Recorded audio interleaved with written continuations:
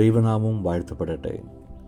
ഇന്ന് മാർച്ച് മാസം 15-ാം തീയതി ശനിയാഴ്ച, നോമ്പിൽ 11-ാം ദിനം. എന്നെ കേൾക്കുന്ന നിങ്ങൾക്ക് ഏവർക്കും ക്രിസ്തുയേശുവിന്റെ നാമത്തിൽ സ്നേഹവന്ദനം.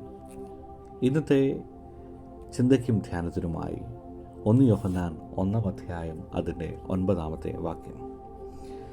If we confess our sins, he is faithful and just to forgive us our sins and to cleanse us from all unrighteousness.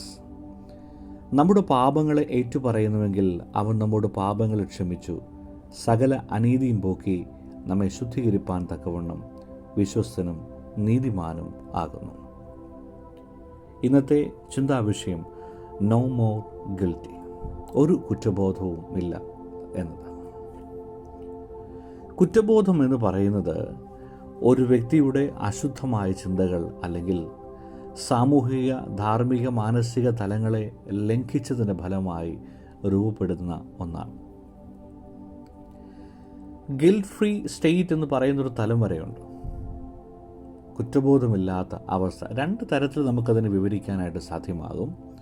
ഒന്നാമത്തത്, ഒരു കുറ്റബോധവുമില്ല, ചെയ്ത തെറ്റിനെക്കുറിച്ചൊരു പശ്ചാത്താപവുമില്ല, ഇനി ചെയ്യാനുള്ള കാര്യത്തെക്കുറിച്ചും അവർക്ക് ആശങ്കകളില്ല. നമ്മൾ കാണുന്ന ഈ സീരിയൽ കില്ലർ എന്ന് പറയുന്ന ഒരു തലം, അവർക്ക് ഇത്തരം ഒരു തരത്തിലുള്ള ബോധ്യങ്ങളും അവരെ കീഴടക്കാറില്ല. ചെയ്യുന്ന പ്രവൃത്തികൾ തെറ്റാണെന്നുള്ള തിരിച്ചറിവില്ലാത്ത നികൃഷ്ടമായ ഒരു തലമാണ് ഈ ഒരു മാനസികാവസ്ഥ എന്ന് പറയും. ചില മനുഷ്യർ അത്തരം അവസ്ഥകളിലൂടെ നാളുകളിൽ കടന്നു പോകുന്നുണ്ട്. അത് നമ്മളെ ജീവിതത്തെ വലിയ അപകടത്തിലേക്കാണ് കൊണ്ടെത്തിക്കുന്നത് എന്ന് നമ്മൾ തിരിച്ചറിയേണ്ടത് വളരെ ആവശ്യമാണ്. രണ്ടാമത്തെ തലം എന്ന് പറയുന്നത്, ഒരു കുറ്റബോധമില്ല എന്ന് പറഞ്ഞാൽ അവരെ സംബന്ധിച്ച് ഇത്തരം അനുഭവങ്ങളിലൂടെ കടന്നു. കാരണം മനുഷ്യൻ എപ്പോഴും സ്വാഭാവികമായി അവൻ തെറ്റുകൾ ചെയ്യാനുള്ള ഒരു ടെൻഡൻസി ഉണ്ട്.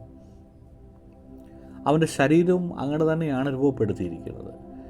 അത്തരം ഒരു അവസ്ഥ എപ്പോൾ വേണമെങ്കിലും സംഭവം. പക്ഷേ ദൈവം നമുക്ക് മുമ്പിൽ വെച്ചിരിക്കുന്ന വലിയൊരു സാധ്യത എന്ന് പറയുന്നത്, ചിലത് ഏറ്റുപറയുമ്പോൾ, ചിലത് ദൈവസന്നിധിയിൽ തുറന്നു പറയുമ്പോൾ അല്ലെങ്കിൽ പങ്കുവയ്ക്കപ്പെടുമ്പോൾ അതിന് പരിഹാരം ഉണ്ടാകും എന്നാണ്. അതൊരു കുറ്റബോധമില്ലാത്ത അവസ്ഥയാണ്.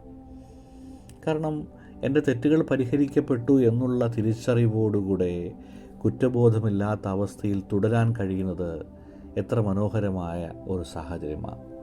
ഈ നോമ്പ് കാലത്ത് നമ്മളുടെ ജീവിതം എങ്ങനെയാണ്? ഒരു കുറ്റബോധമില്ല എന്ന് പറയുമ്പോൾ ഈ 2 തലങ്ങളിൽ ഏത് തലങ്ങളിലൂടെയാണ് നമ്മൾ ഓരോരുത്തരും കടന്നു പോകുന്നതെന്ന് ഗൗരവമായി ചിന്തിക്കുമ്പോഴാണ് മടങ്ങിവരവിൻ്റെ ആവശ്യകതയെക്കുറിച്ച് നമ്മൾ ഏറ്റവും അധികം ബോധവാനായി മാറുന്നത്. മനഃശാസ്ത്രത്തിൽ 3 തരത്തിലുള്ള പരിഹാരങ്ങൾ ഇത്തരം അവസ്ഥകൾക്കായി നിർദ്ദേശിക്കാറുണ്ട്. ഒന്ന്, ആത്മീയവും മാനസികവുമായ പരിഹാരം എന്നതാണ്. കാരണം ഫോർഗീവ്നെസ് എന്ന് പറയുന്ന വാക്കിന് നമ്മുടെ ജീവിതത്തിൽ വളരെയധികം പ്രാധാന്യമുണ്ട്. ഒരു വ്യക്തി സ്വയം ക്ഷമിക്കുവാനും തനിക്ക് നിയന്ത്രിക്കാനാവാത്ത സംഭവങ്ങളൊന്നും സ്വയം മോചിതനാകാൻ കഴിയുന്ന ഒരു തലത്തെക്കുറിച്ചാണ് അവിടെ പറയുന്നത്. കാലക്രമേണ അവൻ്റെ കുറ്റബോധം കുറഞ്ഞ് അവൻ സ്വാഭാവികതയിലേക്ക് എത്തുന്നു എന്നാണ് അവിടെ പറയുന്നത്. രണ്ടാമത്തെ വാക്ക് പറയുന്നത് കഥാസിസ് എന്ന് പറയുന്ന വേർഡാണ്. അനുഭവങ്ങളെ തുറന്നു പറയുമ്പോൾ ഉള്ളിലെ ആന്തരിക സമ്മർദ്ദം മാറി കുറ്റബോധങ്ങൾ ഇല്ലാതായി മാറുന്നു എന്നതാണ്. മൂന്നാമത്തത് CBT, കോഗ്നിറ്റീവ് ബിഹേവിയർ തെറാപ്പി എന്നതാണ്. ചിന്താഗതിയിലെ വിരോധാഭാസങ്ങളെ മനസ്സിലാക്കി അവയെ പോസിറ്റീവായ ദിശയിൽ മാറ്റുക എന്നതാണ് ഈ തെറാപ്പി വഴി അർത്ഥമാക്കുന്നത്.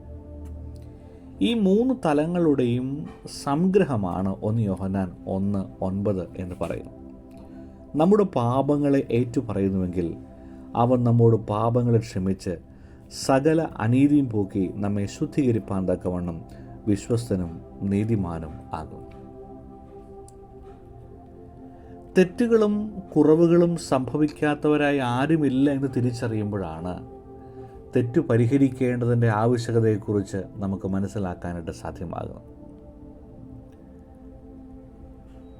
തെറ്റുകൾ സഹജമാണ്, എന്നാൽ അത് തിരുത്തുന്നതാണ് ദൈവികം എന്ന് നമ്മൾ തിരിച്ചറിയേണ്ടത് വളരെ ആവശ്യമാണ്. ദൈവം നമുക്ക് ഇത്രയും വലിയൊരു സാധ്യത നമ്മുടെ മുമ്പിൽ വെച്ചിരിക്കുമ്പോൾ എന്തിനാണ് ഈ നാളുകളിൽ മനസ്സ് നീര് നമ്മൾ വല്ലാതെ ഭാരപ്പെട്ടുകൊണ്ടിരിക്കുന്നത്? നിരാശകൾ കൊണ്ട് നമ്മുടെ ജീവിതത്തെ മലിനമാക്കുന്നത് എന്തുകൊണ്ടാണ്? നമ്മുടെ ജീവിതത്തിലെ കുറവുകളെ നമുക്ക് വളരെ ഫീൽ ഫ്രീ ആയി തുറന്നു പറയാൻ കഴിയുന്ന ഒരിടമാണ് ദൈവസന്നിധി എന്ന് പറയുന്നത്. അതിനെ ഏറ്റെടുക്കുവാൻ കഴിയുമ്പോഴാണ് നമ്മളൊക്കെയും സ്വാഭാവിക മനുഷ്യ അനുഭവത്തിലേക്ക് എത്തപ്പെടുന്നത് എന്ന് നാം മനസ്സിലാക്കണം. ചില പരിഹാര മാർഗങ്ങളുണ്ട്. ഒന്ന് സെൽഫ് അക്സെപ്റ്റൻസ് എന്നാണ്. ഞാൻ ചെയ്ത തെറ്റാണ് എന്ന് സ്വയം മനസ്സിലാക്കുക, അവയെ ധൈര്യപൂർവ്വം നേരിടാൻ കഴിയണം. അങ്ങനെ ഒരു തിരിച്ചറിവില്ലാത്തൊരു സമൂഹം ഇന്ന് വളർന്നു വരുന്നു എന്നുള്ളത് വളരെയധികം സങ്കടകരമായ ഒരു ഒരു അവസ്ഥയാണ്. മയക്കുമരുന്നിനും മദ്യത്തിനുമൊക്കെയും അടിമകളായി തങ്ങളുടെ ശരീരമെന്ന മന്ദിരത്തെ നശിപ്പിക്കപ്പെടുന്നു എന്നുള്ള തിരിച്ചറിവില്ലാതെ മനുഷ്യർ ഇങ്ങനെ വ്യർത്ഥമായി സഞ്ചരിച്ചും പ്രവർത്തിച്ചും മുൻപോട്ട് പോയിക്കൊണ്ടിരിക്കുക. മനുഷ്യ മനസ്സ് തന്നെ പിശകുകൾ പറ്റാൻ സാധ്യതയുള്ള ഒന്നാണ് എന്നതിൽ തിരിച്ചറിവിൽ നിന്നാണ് നമുക്ക് ഒരു പുതിയ അനുഭവ തലങ്ങളിലേക്ക് എത്തപ്പെടാൻ കഴിയുന്നു.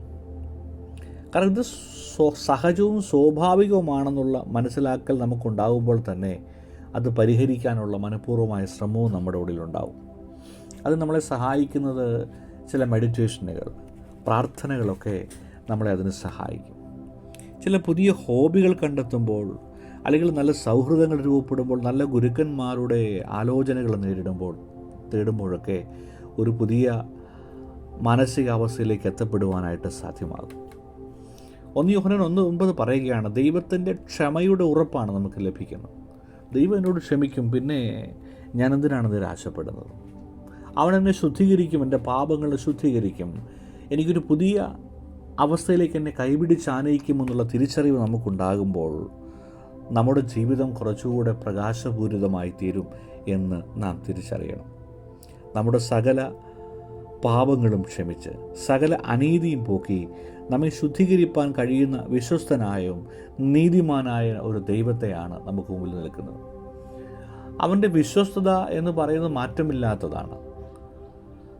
അതോടൊപ്പം തന്നെ അവൻ നീതിമാനുമാണ്. അവൻ നീതിയിൽ അത് കണക്കിടും. മനുഷ്യൻ്റെ നീതി കൊണ്ട് ഒന്നിനെ നിർവചിക്കുക എന്ന് പറയുന്നത് അതിന് ചില അപര്യാപ്തതയാണ്. ദൈവത്തിൻ്റെ നീതിയിൽ അത് നിശ്ചയിക്കപ്പെടുകയും ആ നിശ്ചയിക്കപ്പെടുന്ന അവസ്ഥയിൽ നമ്മൾ ശുദ്ധീകരിക്കപ്പെടുകയും ചെയ്ത നിമിഷങ്ങളിലേക്കാണ് ദൈവം തമ്പുരാൻ നമ്മളെ കൈപിടിച്ചാനയിക്കുന്നത്. പ്രിയപ്പെട്ടവരെ, ഈ നോമ്പ് കാലത്തിൽ നമ്മുടെ കുറ്റങ്ങളെക്കുറിച്ച് ഓർത്ത് അനുതപിക്കുവാൻ നമുക്ക് സാധ്യമാകുന്നുണ്ടോ? നമ്മുടെ പ്രിയപ്പെട്ട, നമ്മുടെ നല്ല സ്നേഹിതനായ ദൈവത്തോട് നമ്മുടെ കുറവുകളെ സമ്മതിക്കുവാൻ നമുക്ക് സാധ്യമാകുന്നുണ്ടോ? അതോ പൊറുക്കുവാൻ മനസ്സില്ലാതെ മുറിഞ്ഞ മനസ്സുമായി നടക്കുവാനാണ് നമ്മൾ ആഗ്രഹിക്കുന്നത്? ഈ നോമ്പുകാലം ആന്തരിക വിശുദ്ധീകരണത്തിൻ്റെ നാളുകളാണ്. ഉള്ളിലെ കറകളെയെല്ലാം നീക്കുവാൻ, ഉള്ളിലെ അഹന്തകളെ ഇല്ലാതാക്കുവാൻ, യഥാർത്ഥ മനുഷ്യത്വത്തിലേക്ക് നടന്നെടുക്കുവാൻ, ക്രിസ്തുവിൻ്റെ ഭാവം ഉള്ളിൽ പേറുവാനൊക്കെയാണ് നോമ്പുകാലം നമ്മളെ ആഹ്വാനം ചെയ്യുന്നത്. അതുകൊണ്ട് നമ്മുടെ കുറ്റബോധങ്ങളെ ഇല്ലാതാക്കി എല്ലാം ദൈവസന്നിധിയിൽ തുറന്നു പറഞ്ഞ് ഒരു പുതിയ അനുഭവത്തിലേക്ക് നമുക്ക് പ്രവേശിക്കാം. അതാണ് ദൈവത്തിൻ്റെ വചനം നമ്മളെ ഓർമ്മപ്പെടുന്നത്. അതുകൊണ്ട് നീ ഇനി പാപത്തിൽ കഴിയേണ്ടവനല്ല, നീ നിരാശയിൽ കഴിയേണ്ടവനല്ല, നീ സങ്കടത്തിൽ താണു പോകേണ്ടവനല്ല. നിനക്ക് ഒരു സാധ്യത ദൈവം തമ്പുരാൻ മുമ്പിൽ വെച്ചിട്ടുണ്ട്. അത് നിൻ്റെ ജീവനെ വീണ്ടെടുക്കുന്ന, നിൻ്റെ വ്യക്തിത്വത്തെ വീണ്ടെടുക്കുന്ന, നിൻ്റെ സമഗ്രമായ ജീവിതാനുഭവങ്ങളെ കൈപിടിച്ച് ഉയർത്തുന്ന ഒരു മനോഹരമായ നിമിഷമാണ്. അതുകൊണ്ട് ഏറ്റുപറയുവാൻ മനസ്സുള്ളവരായി മാറുക എന്നത് ഈ നോമ്പുകാലം ഓർമ്മപ്പെടുത്തുന്നു. അതിനായി നമുക്ക് ഒരുങ്ങാൻ കഴിയുമോ? കണ്ണുകളെ അടയ്ക്കാം, പ്രാർത്ഥിക്കാം. സ്വർഗീയ പിതാവേ, നീ ഞങ്ങളോട് സംസാരിച്ച എല്ലാ വാക്കുകളെയും ഞങ്ങൾ ഓർക്കുന്നു. ഞങ്ങൾക്ക് ഉള്ളിൽ ഒരുപാട് മുറിവുകളുണ്ട്. പലതരത്തിലുള്ള പ്രവൃത്തികളുടെ ദോഷം നിമിത്തം വല്ലാതെ ബാധിക്കപ്പെട്ടവരുമാണ്. അതിൻ്റെ കുറ്റബോധം വല്ലാതെ പേറി ഞങ്ങളുടെ ജീവിതത്തെ ഞങ്ങൾ തന്നെ തകർക്കുന്ന നിലയിലേക്ക് എത്തപ്പെട്ടിരിക്കുന്നു. ഒരു മടക്കം ഞങ്ങൾ ആഗ്രഹിക്കുന്നു.